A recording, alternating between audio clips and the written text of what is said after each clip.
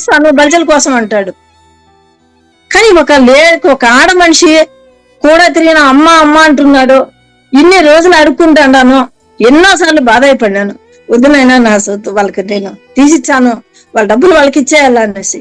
ఇస్తాను అని వాళ్ళ అకౌంట్ నెంబర్ తీసుకున్నాడు, కొంత వేశాడు. ఇంకా ఇవ్వను, నువ్వేం చేసుకుంటావు చేసుకో, నీకు దిక్కున్న చోటు చెప్పుకో. కొంతమంది పోలీసు వాళ్ళ పేర్లు కూడా చెప్పాడు సార్. వాళ్ళ ద్వారా నీ మీద కేసులు పెట్టిస్తాను అంటాడు. ఇంకా 4 రాష్ట్రాల్లో నీ మీద కేసులు పెడతా, 4 రాష్ట్రాలకు తిప్పుతాను అంటాడు. నేను ఏం చేయాలి సార్? నేను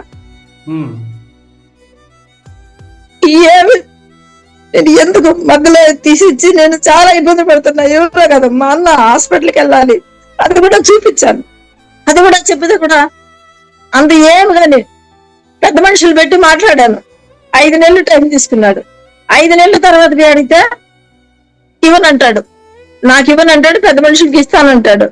ఏమో ఇస్తాడంట కదా అంటాడు. ఇస్తే కదా సార్, ఇస్తే నేను తీసుకుంటాను కదా. ఇవ్వకుండా ఇప్పుడు ఫైనల్ గా నువ్వేం చేస్తావు చెయ్యి, నువ్వు ఎక్కడ తిరిగినకుండా చేస్తా, నీ పిల్లలు జాగ్రత్తగా చూసుకోవాలా, నువ్వు తిరిగేది జాగ్రత్తగా చూసుకోవాలా. ఇప్పుడు చేయాలంటే ఎన్నో మార్గాలు చెప్తున్నాడు. ఉంటే బ్లాక్ మెయిల్, అది ఏమంటారో నాకు తెలియదు సార్. నువ్వు పోదా అంటే ఒక బండి గుద్దేస్తుంది, యాక్సిడెంటే కదా అంటారు దాన్ని. నువ్వు ఎందుకు గుమ్మగా ప్రశాంతంగా ఉండకుండా డబ్బులు అంటావు అంటాడు. డబ్బు మాట ఎత్తే మాట్లాడినాడు. తను కూడా ఉండే మనుషులు ఏమంటారు, మా ఆర్పిఎఫ్ మనం అందరం కష్టపడాం కదా, ఆయన ఒక్కడే కాదు కదా, నువ్వు ఆర్పిఎఫ్ గురించి మాట్లాడకూడదు అంటాడు. అంటారు వాళ్ళు. మాట్లాడకూడదు అంటే నాన్న డబ్బులు నాకు ఇచ్చేస్తే నేను ఎందుకు నాన్న మాట్లాడతాను, నేను మాట్లాడను అని చెప్పి కనీసము 100-150 వాయిదాలు చెప్పింటాడు. 1-2 కూడా కాదు, 100లో చెప్పాడు, అయినా కూడా ఇవ్వలేదు. తిరుపతిలో మీ బలిజ పెద్దలు ఉన్నారు, మీ ఎమ్మెల్యే కూడా జనసేన ఎమ్మెల్యే ఆర్ఎన్ శ్రీనివాస్ గారు కూడా మీ బలిజ సామాజిక వర్గమే కదా. ఆయన ఎప్పుడైనా కలిశారా మీరు?